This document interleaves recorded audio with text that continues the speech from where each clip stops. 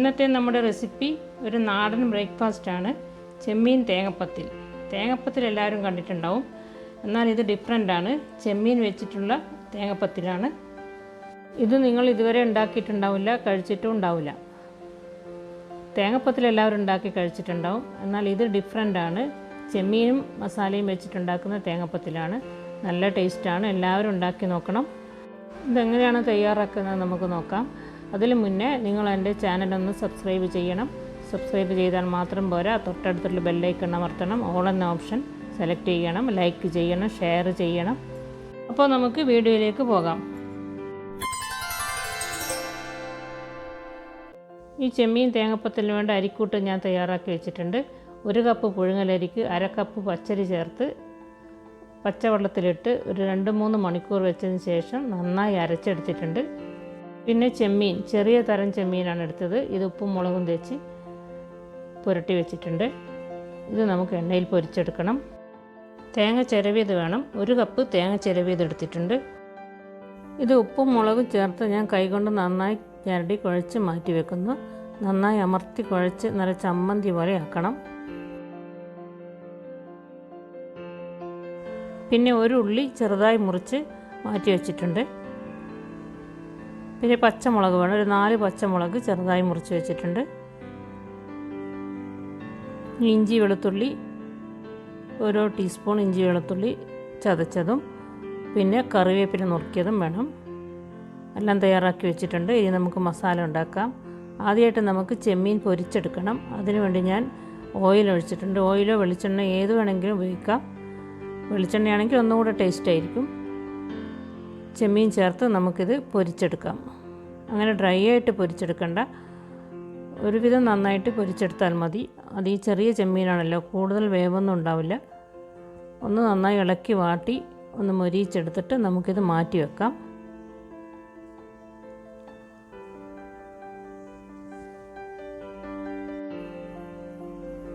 ചെമ്മീൻ പൊരിച്ചെടുത്തിട്ടുണ്ട്. ഇത് നമുക്ക് നുറുക്കിയെടുക്കണം.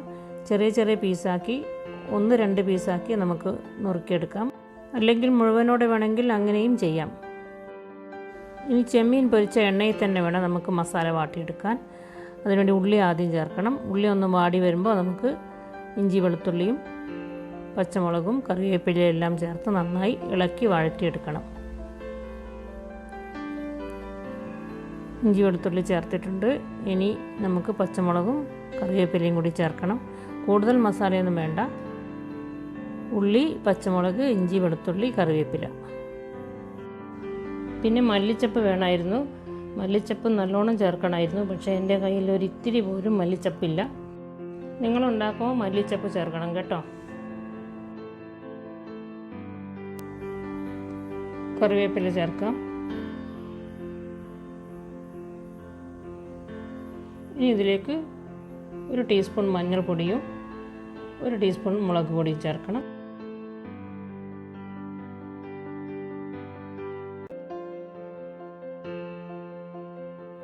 ആവശ്യത്തിന് ഉപ്പും ചേർക്കുക.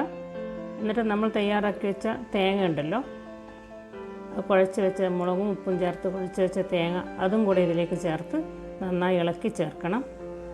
കുറച്ച് സമയം, ഒരു 1-2 മിനിറ്റ് അത് നമുക്ക് ഇളക്കി വറുത്തെടുക്കണം. നമുക്ക് തേങ്ങ ചേർക്കാം. കുഴച്ച് വെച്ച് നമ്മൾ തേങ്ങ ചേർക്കാം. എന്നിട്ട് നന്നായിട്ട് ഇളക്കണം. ഇളക്കി കുറച്ച് സമയം, ഒരു 1-2 മിനിറ്റ് ഇളക്കിയതിന് ശേഷം നമുക്ക് ഇതിൽ പൊരിച്ച് നുറുക്കി വെച്ച ചെമ്മീനും കൂടി ചേർത്ത് ഇളക്കി യോജിപ്പിച്ചിട്ട് എടുക്കണം.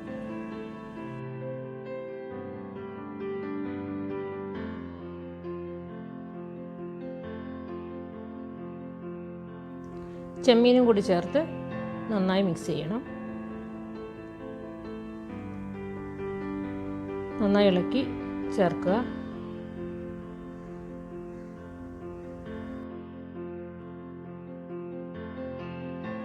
നമ്മുടെ ചെമ്മീൻ മസാല റെഡിയായി. അതങ്ങോട്ട് മാറ്റി വെച്ചിട്ട് നമുക്ക് ചുടാനുള്ള ഓട് വെക്കണം. ദോശക്കല്ല്, നമ്മുടെ ഇവിടെയൊക്കെ ഓടെന്നാണ് പറയുക.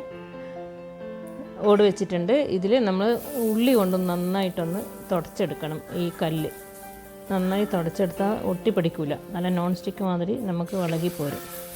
ഇനി അരിക്കൂട്ട് ഓരോ സ്പൂൺ കോരിയെടുത്തിട്ട് ഈ കല്ലിലേക്ക് ഒഴിച്ച് വട്ടത്തിൽ ചിക്കി എടുക്കണം. നല്ല റൗണ്ടായിട്ട് വട്ടത്തിൽ ചിക്കി എടുത്തതിന് ശേഷം വേണം നമുക്കിതിൽ മസാല നിരത്തി വെക്കാൻ. മസാല ഇങ്ങനെ കോരി വെക്കണം.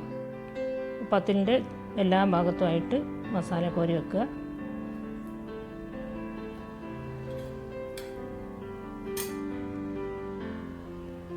എന്നിട്ട് ഇതിൻ്റെ മേലെ നമുക്ക് അരിക്കൂട്ട് ഒഴിക്കണം.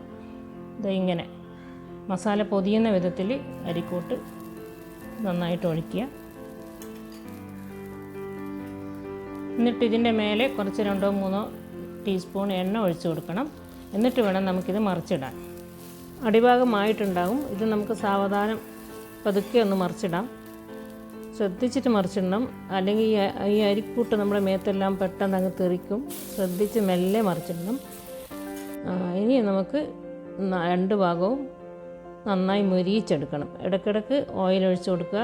1-2 ടീസ്പൂൺ ഓയിൽ ഒഴിച്ച് കൊടുക്കുക. എന്നിട്ട് നമ്മൾ പൊരിച്ചെടുക്കുക. നല്ല മൊരിഞ്ഞ് വരണം, എന്നാലും അത് ഇതിൻ്റെ ടേസ്റ്റ്. 2 ഭാഗവും നന്നായിട്ട് മൊരിഞ്ഞ് വരണം.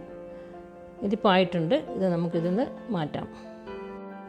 ഒന്നുകൂടെ ഞാൻ കാണിക്കാം. ഒരു പത്തിൽ കൂടി ചുടുന്നത് കാണിക്കാം. ഇതേപോലെ വട്ടത്തിൽ ചുറ്റി ഒഴിക്കുക. എന്നിട്ട് അതിന് മേലെ മസാല കോരി വെക്കുക. കോരി നല്ല നന്നായിട്ട് നിരത്തി വെക്കുക. എന്നിട്ട് ഇതിൻ്റെ മേലെ നേരത്തെ പോലെ തന്നെ അരിക്കൂട്ട് ഒഴിച്ച് കൊടുക്കുക.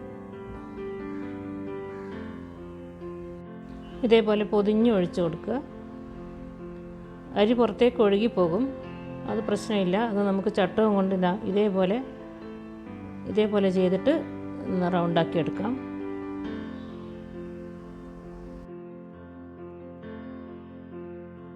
എണ്ണ ഒഴിക്കുക, മറിച്ചിടുക. ഇതേപോലെ നമുക്കെല്ലാം ചെയ്തെടുക്കാം.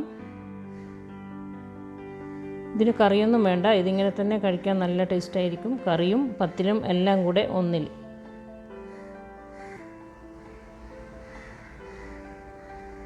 ഇത് വൈകുന്നേരത്തെ സ്നാക്കായിട്ട് നമുക്ക് ഉണ്ടാക്കിയെടുക്കാം, അല്ലെങ്കിൽ ബ്രേക്ക്ഫാസ്റ്റ് ആയിട്ട് ചെയ്തെടുക്കാം. രാത്രിത്തെ ഭക്ഷണമായിട്ടും നമുക്കിത് ഉപയോഗിക്കാം. പിന്നെ വെറും തേങ്ങ മാത്രം ചേർത്തും, തേങ്ങ ചിരവിയത് മാത്രം ചേർത്തിട്ട് നമുക്ക് ഇതേപോലെ തന്നെ തേങ്ങാപ്പത്തിൽ ഉണ്ടാക്കിയെടുക്കാം. അതിന് പിന്നെ കറി ചേർക്കണം. കറി കൂട്ടി കഴിക്കാനേ പറ്റുള്ളൂ. അതിന് പ്രത്യേകം കറി ഉണ്ടാക്കേണ്ടി വരും. ഇങ്ങനെ ചെയ്താൽ കറിയൊന്നും പ്രത്യേകം വേണ്ടി വരില്ല. കുട്ടികൾക്കെല്ലാം ലഞ്ച് ബോക്സിലൊക്കെ കൊടുക്കാൻ നല്ലതാണ്. ചിക്കൻ ചേർത്തും വേണമെങ്കിൽ ഇങ്ങനെ ചെയ്യാം.